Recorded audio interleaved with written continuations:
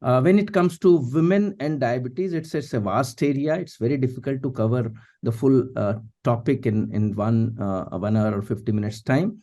But nevertheless, we as an educator should have some strong carry-home message, which we need to we should need to practice in our clinical settings. And when we talk about clinical science, say there are two things. One is a clinical science, and one is a basic science. So when you talk about clinical science, what is the expectation from an educator is you should be knowing basics about every condition, every situation, and what is your role in empowering people coming to you of various diseases or various situations. So when you talk about women in diabetes, the first thing comes is a polycystic ovarian disease. Then we have a pregnancy diabetes, a pre-existing pregnancy, again is divided into two, that we'll talk it out. Then we'll have the women with diabetes at the time of menopause, and maybe the women with diabetes in the elderly age. But I don't think we'll be able to talk all this. But pregnancy diabetes is one thing which we need to certainly focus on more aggressively. And of course, there's some discussion on polycystic ovarian disease. So polycystic ovarian disease is common, gradually increasing in our population. Indians are not spared from this, and more cases of infertility because of polycystic ovarian disease we are going to face. And coincidentally, it is the major role in the whole spectrum of polycystic ovarian disease comes as lifestyle modification and the diet. So doctor basically comes little later. We can simply clinically diagnose and send the patient to a person who can really take care of as far as the compliance of lifestyle modification comes. So let me start with Lata here. Lata, you have got wonderful work done, and it is one of your keen area of interest when it comes to women and diabetes. So most of them are obese, everyone knows. And do you have some strong suggestion as an educator? Again, we are not going into hyperinsulinemia, we are not going to infertility. Someone has been referred to an educator that this girl is already a labeled case of polycystic ovarian disease. And Lata madam, now you are the national expert in PCO. Now, how our educators should behave, starting from diet, because these must not be only dietitian, but also people from other background who should be knowing about it. So what kind of, do we have a special diet? You had a special program, you have some special protocols for polycystic ovarian disease, so that this young girl should not be worrying about marriage, should not be worrying about child, and should not be worrying about carrying this forward of vicious cycle of obesity to the subsequent generation. If it is a girl, becomes another vicious cycle risk. If it is a boy, at least that get cut down from that level. But so this thing to be avoided in future generations. So over to you on these, Lata. Thank you, Dr. Sunil. And it's a proud privilege to be here. Thanks to the organizers of DAY to giving this opportunity. Over to your question. Yes, as a diabetic educator, when a young girl comes in with PCOS, of course, it is initially to assess her nutritionally on what she is lacking on. So it starts with nutrition screening and assessment. And while we listen to her, it's important to understand what is the root cause that she is in, because lifestyle management is the key to anything but to manage her condition. So it starts with assessment on, is she on the low BMI or a high BMI? Is she in a pattern of gaining weight, or is she at the normal weight? And of course, we look into the parameters that the gynecologist would have looked into. But when it comes to nutritional assessment, we need to be keen on understanding the key factors of what is the lifestyle pattern, what is her timing of eating, what is her sleep pattern, does she have a stress involved? And only then can we start looking into how to modify or give her intervention. Since insulin resistance would be a primary concern that she has, the dietary modifications will always move around, giving her a low glycemic index diet, trying to tell her to have the small meals, but which are more satiating. So giving her inputs on how to make that meal satiating. try to correct her if we notice that her timings are erratic, which most of the time is. Trying to tell her the importance of frequent eating at scheduled times, trying to include the correct combination of foods when it starts from limiting on or avoiding on all refined processed foods, on all high fat, high salt, high sugar foods, and always importance of hydration comes in here. Sleep and stress have always come in. Unless we address this, though it's not directly related to diet, we need to address it if you need to get the dietary pattern in place. And exercise is definitely important. We need to get that together. So the complete cycle of addressing her on the dietary modifications, addressing her on the sleep pattern and stress management, and her exercise, physical activity becomes priority here. If she is already into an emotional wreck, as Dr. Sunil rightly said, because they are so anxious when they actually come in, because the minute they hear that they have been diagnosed or the doctor has told them they have PCOS, they are, more than them must be their families, are concerned about can they conceive, will they be having a normal reproductive life. So it's our responsibility to tell them that how lifestyle management done with full knowledge and not by just looking at the quack way of losing weight or not eating. That's very important for an young girl who is planning or in a reproductive phase to prepare herself. So eating a balanced diet which supports her on definitely the folic acid rich foods, giving her a iron and calcium rich foods. So everything that we as nutritionists know should go into an young girl who's planning for pregnancy has to be addressed and told her that it's not just cutting down foods, because most of the time I feel they actually, the minute they're told, oh, I have to lose weight, it is always a matter of avoiding things and not just eating a balanced diet. So I would always stress the first thing in this young girl and her family that what she needs to eat and what she has to completely avoid, and the frequency of, all these guidelines will go in, sir. Yeah, this is what the basic of understanding about clinical science about PCO, what Lata has highlighted. I'll move to Meenakshi a little ahead of this. Meenakshi, I heard of a new thing here, seed cycling.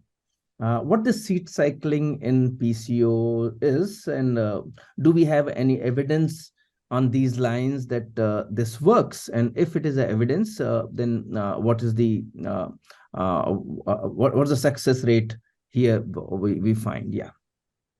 Thank you to Day for the opportunity. And sir, as very rightly said, that seed cycling has been on for quite some time. But before we talk of seed cycling, it's a supplement to what sort of diet we are providing to our PCOS.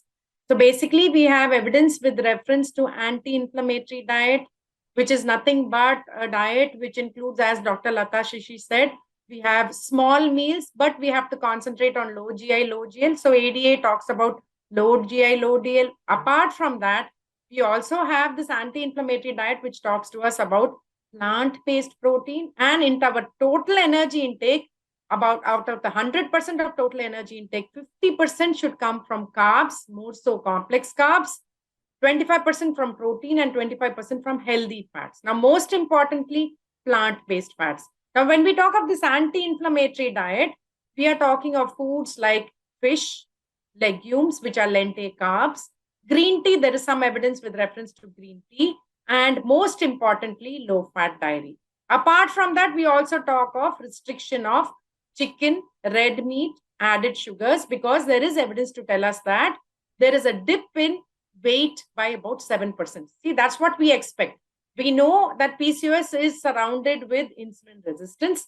In case of obese PCOS, lean PCOS, we need to look at, whether they are anemic, is iron deficiency anemia or another cause for PCOS, which is also a marker of insulin resistance. But I'm talking of obese PCOS, where we are looking at like how we plan diabetes prevention program for pre-diabetes, wherein we expect a weight loss of 7%. Similarly, we have a weight loss expectation of 7% in order to improve menstrual cyclicity. Now, In addition to this, there are supplements like myo-inositol, vitamin D, fish oil supplements, which are added for PCOS. But does not end here. The last but not the least is seed cycling. As sir said, do we have evidence to this? We have only one RCT and few papers supporting the importance of seed cycling. Thankfully, seed cycling includes the seeds which we consume on regular basis as adjunct therapy for several reasons. So when we talk of seed cycling, we have one paper, that is one RCT from Gallon Medical Journal. Apart from that, some data from International Journal of Food, Agricultural and Veterinary Sciences, wherein they talk of seed cycling in day 1 to day 14. That is the follicular phase. In the follicular phase, we are suggesting 1 tablespoon of flaxseed and 1 tablespoon of pumpkin seeds. Now, how do you consume them? Basically, what do flax seeds and pumpkin seeds, what sort of role do they play? See, basically, flax seeds are consumed by anybody and everybody in order to improve heart health because of the presence of omega-3 fatty acids, and especially when they are vegetarian. Now, apart from that, what else does it contain? It contains lignans, it contains zinc. So pumpkin seeds also contain lignans and zinc, which has an important role to play with reference to balancing progesterone, estrogen, and testosterone. So this is the evidence which we have with few papers. I would not say large RCTs or large systemic reviews, but thankfully these are the commonly consumed seeds which are consumed on regular basis by individuals. Not only that, then they talk of in the luteal phase, that is 15 to 28 days, they talk of 1 tablespoon of sunflower seeds and 1 tablespoon of sesame seeds. Now, I want to make a mention about sesame seeds. In Tamil Nadu, especially when a young adolescent attains menarche, she is provided sesame seed oil on regular basis the moment she has attained menarche. Now, that is tradition. We do not know what is the science behind that tradition unless and until the seed cycling came into the scene. So this sunflower seeds and sesame seeds, what do they contain? They also contain zinc. Apart from zinc, they also contain what we would say is selenium. Selenium is also an important role to play. And they contain lignan, but they contain less amount of lignan. Because here the role of progesterone in the second, part of our menstrual cycle, that is the luteal phase, it has an important role to play. Along with that, as we have enough and more evidence with reference to fish oil and anti-inflammatory diets, also they suggest a supplement of fish oil in day 1 to day 14 and day 15 to day 28, evening primrose oil. So all these seeds play an important role with reference to hormonal balance. But as sir mentioned, do we have evidence to say how much percentage? We do not have adequate evidence with reference to percentage, but this is commonly practiced by most of the dietitians, and we have also seen fairly decent results. And there is sparse data. I would say about 8 to 12 papers are available with one RCT. Okay. Thank you, Meenakshi. I feel we have highlighted the clinical part of it. We also highlighted what kind of diet we should be preferring. Even in her discussion, Lata also has said lean versus obese PCOS. So a lot of discussion has gone into depth of it, and I feel educator will get some good quality message from this. But last but not the least is both of the speakers have also said about the exercise. And I feel our part should be incomplete the discussion without talking on something which is beyond diet. So may I ask Kavita? Kavita, can you just highlight something which is just not diet but something else? And I feel there is someone commented on both amongst one of them on sleep and stress. So something beyond this, do yoga help? Do exercise help? And which is I always say in my discussion, whether I'm sorry if I have picked up someone else's dialogue, if Kavita has this in her mind, but I always say in my lecture, and we keep a quiz, which is the best insulin sensitizer in the world, and that is none other than exercise. And when you talk about insulin resistance in PCO, I feel exercise plays a major role. Apart from seeds, apart from metformin, apart from diet, apart from weight reduction, it is the exercise which is the best and the most effective insulin sensitizer in the world. So may I now request Kavita to highlight on the alternatives of apart from diet, what else can we do for our PCOS? Yes, thank you, sir. And first of all, thank you, Day, and the entire team of Day for the opportunity, and also thank you, Cheryl, for having us over here. So, as rightly said by Lata Shashi ma'am and by Meenakshi, MNT plays a very, very important role, and especially for the PCOS, someone with PCOS is already because it affects the metabolism and the reproductive system of the woman. So, we need to focus the first line of therapy for PCOS should be lifestyle management. I think that is rightly understood by all of us. And along with MNT, another step which is important is the physical activity. So we need to emphasize. In fact, I think we as diabetes educators should start writing exercise as a prescription, and we should add, we should ask them to do at least like as per the recommendation. So 150 minutes of physical activity per week. So that comes up to around 30 to 40 minutes of moderate to rigorous physical activity. And having seen Ranjini just, before our session, I just remembered the Tandav, what Ranjini and Dr. Anjana Mohan, performs. And I think that is something what, we can actually prescribe to our young women, even if they, aerobic, of course, it should be a combination of aerobic and anaerobic exercises. So that should be, added to their regime along with the MNTs, just to improve the insulin sensitivity, decrease the hyperinsulinemia. So maybe on aerobic they can do their walking, jogging, or anything whatever they like, or even dancing, for say if they like. And in the resistance training they need to add on, so that they can build on their muscle strengthening as well. This is very, very important. And as per the recommendation, we can also add yoga and tai chi. So this, because again, we need to work on mind and body exercise, so that we have, we can improve their insulin sensitivity as well. And I think the sleep cycle again plays a very, very important role, and reducing on the, the fast food habits. So reducing the fast food habits, sleeping well, reducing the screen time. So all this, I mean to say, a holistic approach has to be given, to a person with PCOS. So, to have, to improve their overall condition. Yeah, thank you, Kavita. So we have enough discussion on the lifestyle modification, but there are some drugs like metformin has been used, is being properly used by most of the people, and there are also some drugs which are not very much popular, but the future is going to be again lying with metformin and maybe GLP-1 analog, which people are using it. Now there are some good trials on liraglutide, which has shown that it might work along with metformin. We are not really sure which is going well, but there is now going to be comparative analysis of semaglutide. Now every educator should know that GLP-1 analogs are one of the very promising molecule which is being very popular in the Western world. And injectable semaglutide is so much popular for obesity now that the company is getting so much of order that they are short of their production. So they started with that's why they have restricted the use of this, and that's the reason why injectable semaglutide is not being launched despite getting approval last year. Still it is not being launched in India because they are apprehensive about the short supply. So they are basically worried of those who are already on this drug and should not get a problem of the supply. So they are restricting and the prescription, that's why it has not been launched. But this particular drug has shown to reduce weight significantly.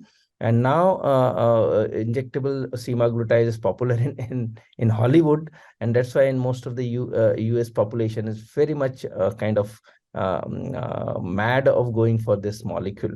And this molecule is now going to have another trial on PCO, which is already an approved trial and have started not in India, but somewhere else. And they are comparing with metformin. So those along with metformin and also versus metformin. So something on these lines. And so that's going to be another in futuristic this thing.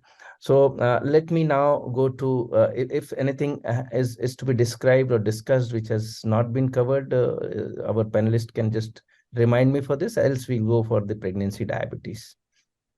Cheryl, you have... Probably when the patient is on metformin, we need to think about B12 supplementation. Yeah, that's a B12. Yes, B12. Unfortunately, B12 deficiency is not being very much popularly addressed by clinicians. But this is one area where we need to certainly work on. And I'm not very sure that though we have good data available on B12 deficiency, but whenever we do vitamin D3, B12, we get the reports. When it comes to real science, very difficult to get it, but which is coming from these packages wala report, they are showing short. When we do it in our lab, then it doesn't show that too commonly. But there are certain areas where you have some symptoms of B12 deficiency, then one should certainly go for it. And but there is no recommendation globally that if you're on metformin for a particular... No, specifically for vegan populations. Yeah. Specifically for vegan population, not otherwise. Population, but there's no recommendation on these lines that you should be monitoring B12 every year after 1 year therapy or 2 year therapy or 6 month therapy.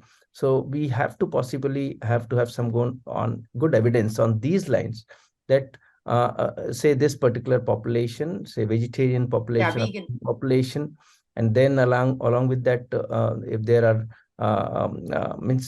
some will be not be having, some will be having. So I feel we have to have good large community-based data on these lines on metformin, and we should have even from India.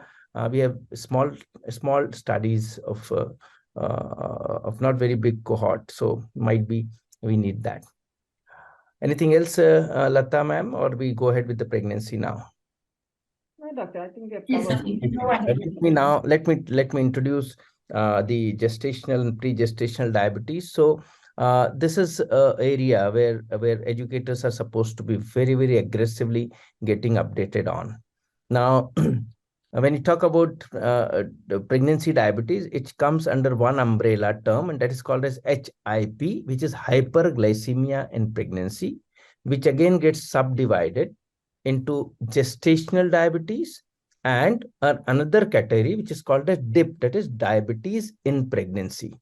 So this DIP category is a category which has already well-established type 1 or type 2 women coming for pregnancy or coming to you in a pregnant state, either way, or another group of women which are being screened during pregnancy, either in the first trimester or second trimester at the first given opportunity by local resources. So once they come and then they come to know with a blood glucose reading, which is suggestive of pre-existing diabetes. Now, how do you diagnose diabetes? Fasting is more than 126, random or postprandial blood glucose or post-glucose more than 200, or HbA1c 6.5, any of such reading coming during pregnancy will be called as DIP, irrespective whether they are diagnosed before conception or after conception. The treatment differs drastically between the GDM and the DIP category. GDM category, which usually appears after 20 weeks or 24 weeks globally. India, we say 20 weeks, but we have at least 30% of the total GDM coming in the first trimester and the second trimester. So before 24 weeks, 30% of your GDMs are diagnosed in India. So that is why now most the DIPSI guidelines as well as Government of India guidelines says at the first given opportunity, you should try to screen a woman for pregnancy diabetes by either oral glucose tolerance test or by a glucose challenge test. Government of India and DIPSI says 75 gram glucose, irrespective of the time of the meal, just test it. And if you have more than 140, you can diagnose. If you are following other guideline, which is called as IAD-PSG guidelines, which is also a WHO guidelines, but unfortunately not very aggressively tested in Indian population, but certainly very validated guidelines. Even those who want to do it in a well-established center, if a woman is coming fasting, you can certainly do fasting, then give 75 gram glucose and take 1 and 2 and 3 hour, 1 and 2 hours test. And if it is any one of positive, it's called as GDM. So there are two basic test, basic test. The few of the people in like ACOG, American College of Obstetrician, they do it with two-step test. The two-step test is they give 50-gram glucose irrespective of the time of the meal, like DIPSI test. So DIPSI basically a combination of old WHO and old ACOG. Old ACOG, still ACOG is following it, old ADA.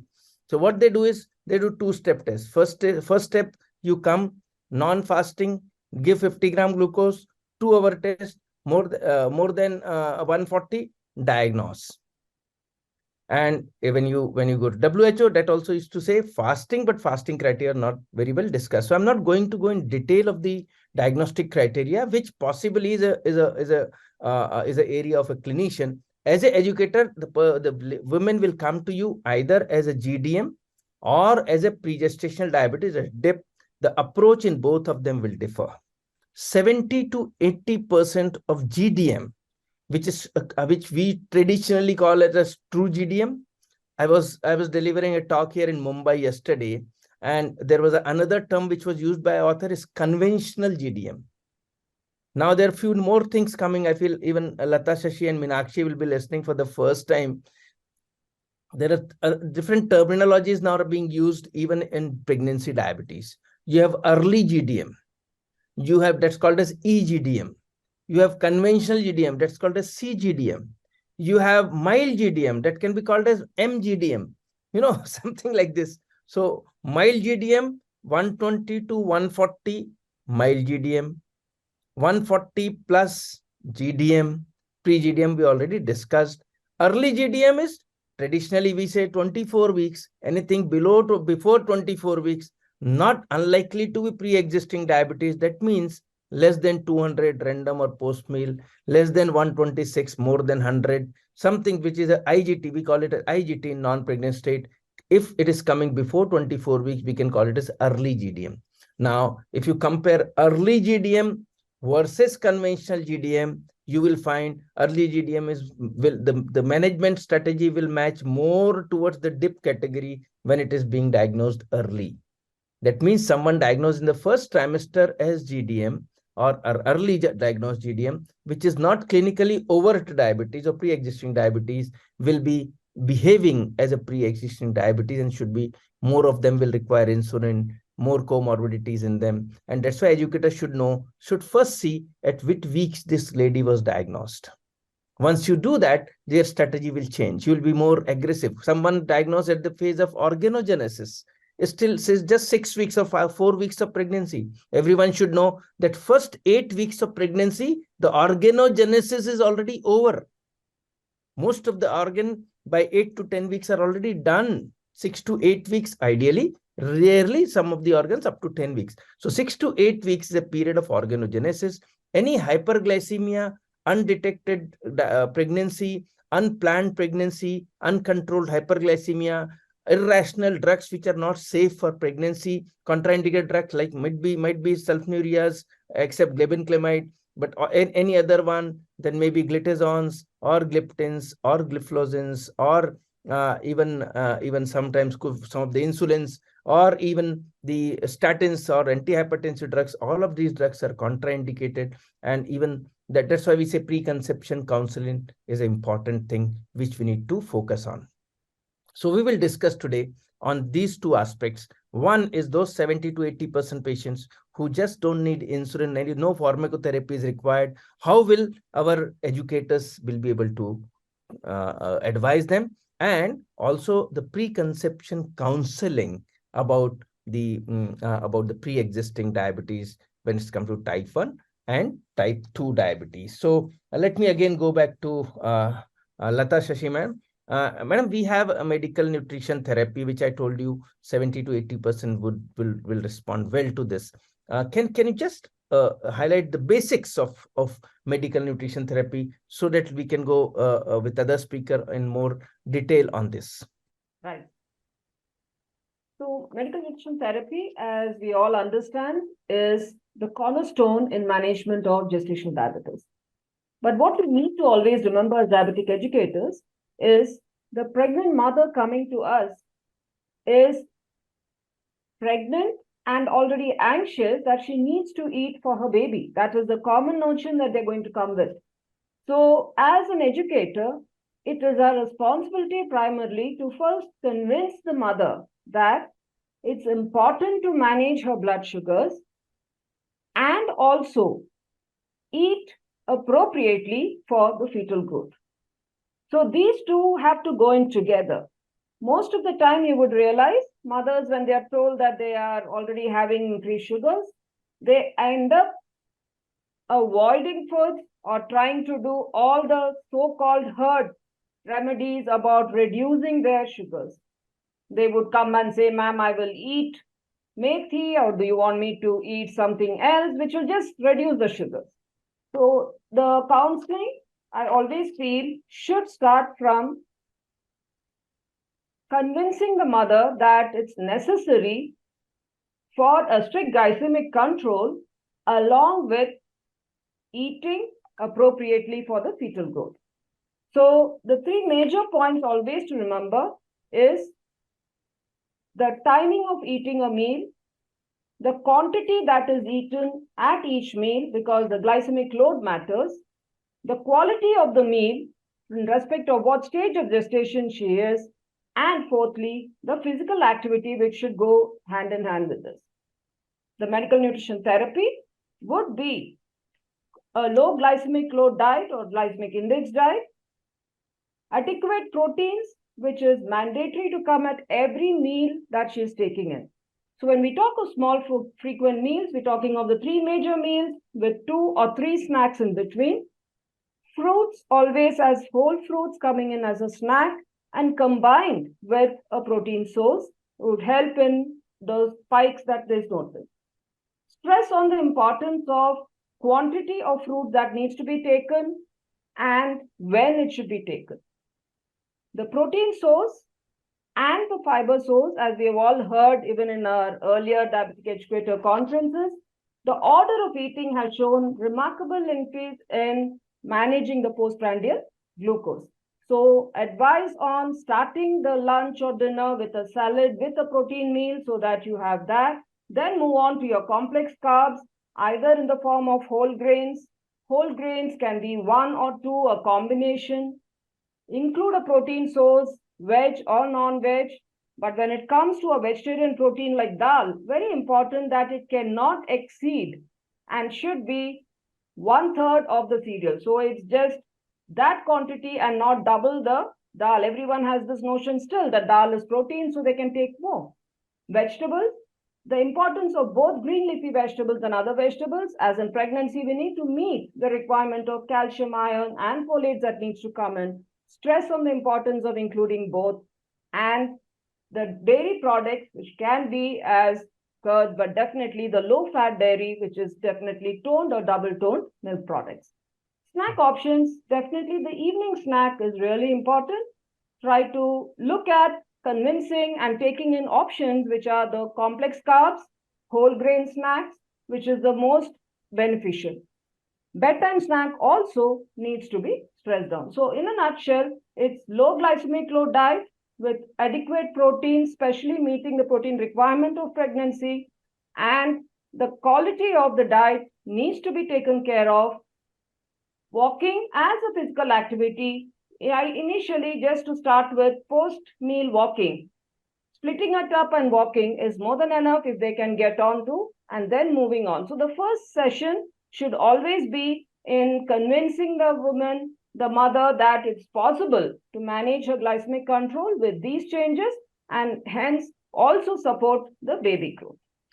Thank you. Yeah, thank you, Lata. I'll be very quick. I feel now we have hardly 10 minutes with us. Meenakshi, hyperemesis gravida is one of the big challenge when it comes to diet. Can you just focus on that, because Lata has actually covered most of the part as far as basics of nutrition is concerned. Hyperemesis gravida and maybe artificial sweeteners. These two important things in pregnancy, please. When we talk of hyperemesis gravida, especially as you mentioned, the DIP, the diabetes in pregnancy group, is very, very, very, very important, because we may have the type 1s who have walked into pregnancy. So there is a risk of hypoglycemic unawareness, wherein They may not have the autonomic symptoms and they may walk into glycopenic symptoms directly, and we may have a disaster there. So one important thing is with hyperemesis gravidum, we are losing fluids. The patient is not adequately neither hydrating, neither they are worried about electrolytes. And most importantly, if they are on insulin and they do not take adequate 175 grams of carbohydrate per day, they may walk into ketosis. This will be very, very important, especially in the DIP group. So what do? We give them a 6-day diet. What is a 6-day diet?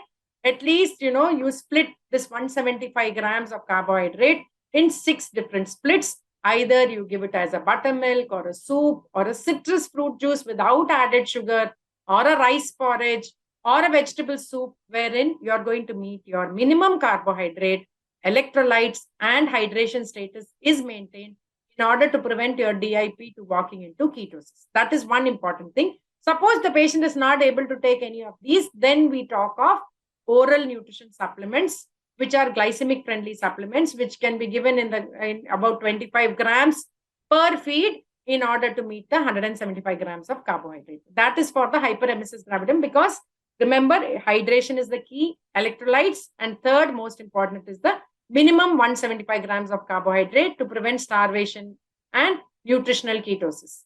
Now, the second segment being the artificial sweeteners. With reference to artificial sweeteners, there is data to tell us that sucralose and stevia are found to be the safest in pregnancy. They have to be consumed only as per acceptable daily intake. That is one important thing. But remember in the background that artificial sweeteners like sucralose and asulfame potassium are contributors towards gut dysbiosis.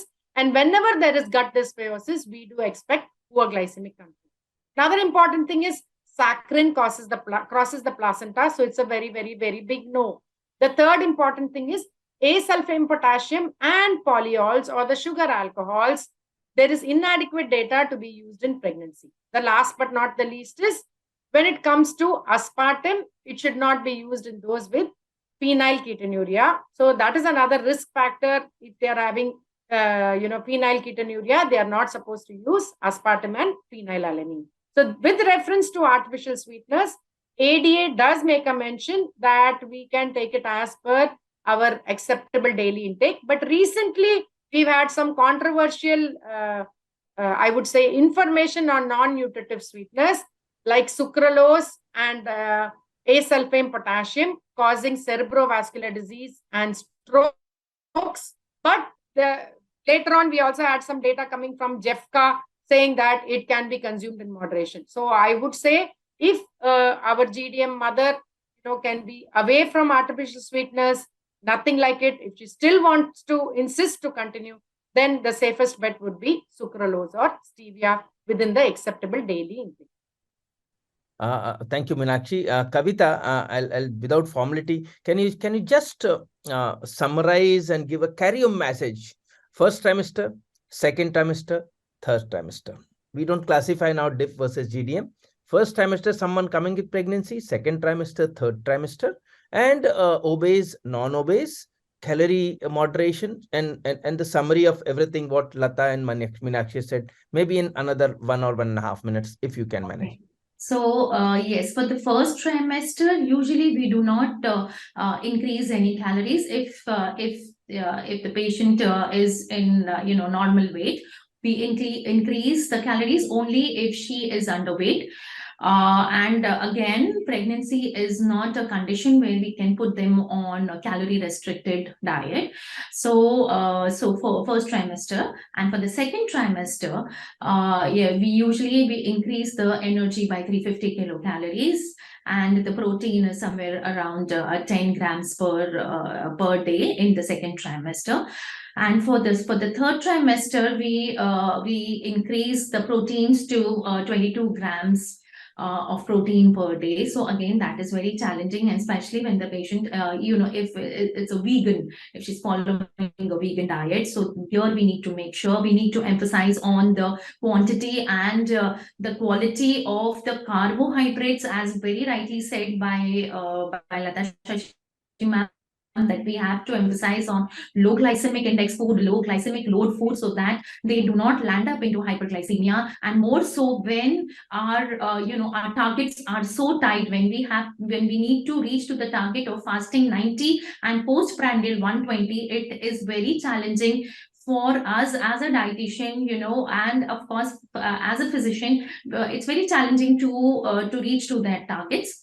So here we need to add on good quality of protein as well, reduce completely stop the simple carbohydrates, restrict the simple carbohydrates, add to the complex carbohydrates, and I think the quantity of the fats, again, we need to emphasize on the good quality of fats. We can add on omega-3 fatty acids. We can add on nuts and seeds. Again, that is very, very important. And looking at the anemia aspect, also we need to add a good amount of iron, folic acid, and calcium. So good amount of green leafy vegetables and salads and sprouts and millets can be added. So all these have to be taken care.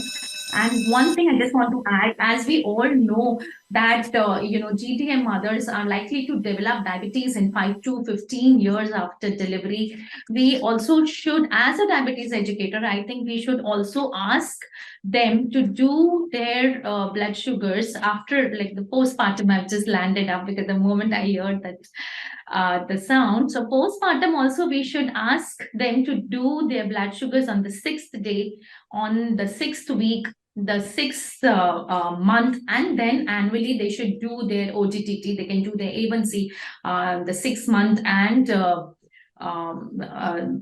annually to just see their targets, that they are reaching their targets, and more so they should also maintain their ideal body weight.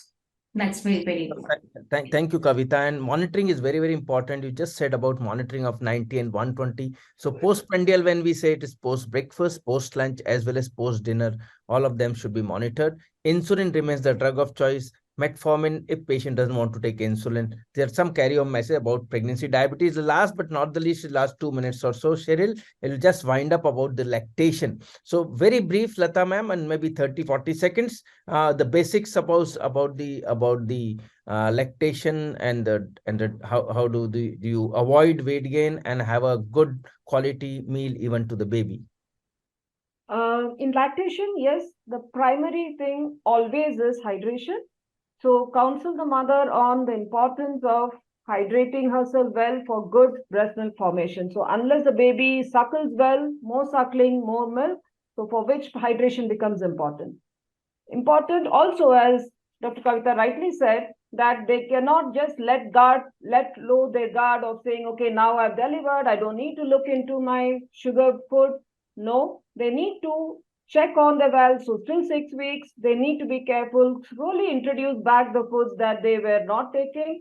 It's always better to continue, I have felt, with low glycemic index foods because it helps in lactation also. The pattern of eating also, continuing the diabetic diet pattern of eating is always helpful, and keeping in view that they need to take in their adequate proteins at each meal with all the vitamin mineral loads that we talk of, the servings of 2 fruits a day, servings of nuts and fruits, everything continues as it is. Additional sugars not required is what I would always recommend to them, but otherwise they can get back to gradually introducing it, but not so till they have checked their values. Yeah, Meenakshi, you want to add to this about the phase of lactation and women with diabetes? Most importantly, we need to remember with the GDM mothers, there is a delay in lactogenesis, both 1 and 2, because of glycemic variability during their pregnant status, and because of which they should not give up on not feeding the little one, because it's very, very important. There is poor development of mammary gland, delayed onset of lactogenesis, reduced milk production in early and mature lactation. Apart from that, this expression, there is overexpression of protein tyrosine phosphatase receptor type F, which causes a delay in milk production. There is a delay in onset by 15 to 28 hours. So that itself starts triggering in the mind of the mother that maybe I may not be able to lactate and feed the little one. And as a diabetes educator, we have to reassure her that breastfeeding is the best feeding for the little one in order to prevent NCDs in the little one. And remember that there will be some amount of decreased milk volume for the first 1 to 3 days. So not to give up. In case if she requires some amount of lactogogues, natural lactogogues, she can start taking them. But this is a process because of poor glycemic variability during the pregnant state. And most importantly, whenever the mother is nursing, she should ensure that she does not go into hypoglycemia. Because just prior to nursing, she should take at least half to 1 carbohydrate count in the form of a fruit or a glass of milk or a handful of nuts just prior to nursing, so that she does not have hypoglycemia, because hypoglycemia basically reduces the glucose availability in the lactocytes, which reduces the lactose synthesis and the ability to initiate lactation. So she should not have any episode of hypoglycemia, which will prevent her from nursing the baby for at least first 6 months. The longer is the duration of breastfeeding, lesser will be the chances of developing metabolic syndrome in the mothers, because these mothers are likely to become obese and develop metabolic syndrome in future, those who have past history of GDM. So long as the duration, so breastfeeding should be encouraged as much as possible, but minimum is 6 months. If you do it for 1 year, is nothing like it. It's going to be benefited to the baby and the mother both. Kavita, the last question to you. Can you just summarize about the lactation and something which is remaining from both the speakers, and then we'll wind up. So yes, I think exclusive breastfeeding for the first 6 months, so that we can, the long-term metabolic benefits to the mother and the fetus can be achieved. And the postpartum, I think dietary practices and the LSM should be continued to the women, so that they are able to achieve their goals. And mostly, for the women, if they are not able to meet the infant's breastfeeding, needs, then I think there are few galactic foods I think mentioned by Meenakshi also. So maybe it can be your methi, or your sesame seeds, your nuts, moringa, poppy seeds, garlic, and even milk and milk products can be added, so that you have adequate amounts of milk production. And I think that is something very, very important, because I think GEDM, again, I think very rightly said by even sir, that I think Dr. Sunil always says कि हमें बच्चा भी चाहिए but अच्छा बच्चा भी चाहिए. So जच्चा बच्चा दोनों should be good and healthy. Yes. So the basically every educator should know that it is not just the good neonatal outcome, but also the future of these babies. If the intrauterine environment to be managed in such a way during this 9 months of pregnancy that the baby doesn't recognize that the mother is diabetic, that's the best step towards prevention of non-communicable diseases in the adult lives of these offspring of diabetic mother. So if you want that your child should not develop diabetes at the age of 20s and 30s, then you have to start working from now. And that is the basic concept of primordial prevention, which Professor Shaya has started with, focus on the fetus for the future. And 10th of March is the National GDM Day, which Cheryl and every one of us, we do a lot of programs on education, like we do World Diabetes Day, we have one Insulin Day, we have Women's Day, we have many other days, like we have National GDM Day. So every one of us should be encouraging, and very soon we'll be coming out with pregnancy diabetes educators in future in the country, so that you be prepared to join those kind of sessions if we start it in future. Thank you very much on behalf of all the faculties, Lata, Meenakshi, and Kavita. And thank you, Cheryl, once again for this honor and opportunity. Thank you, Shimanti, for introducing the whole concept and inviting me here. Over to you, and we will be there. There are no question in the chat box I see here, but if we have something, we can have it in the chat box, because we are already running short of. I think before we just finish, I would also just like to wish everyone on 5th September is the International Diabetes Educators Day. So on that behalf of day as well, and all of us.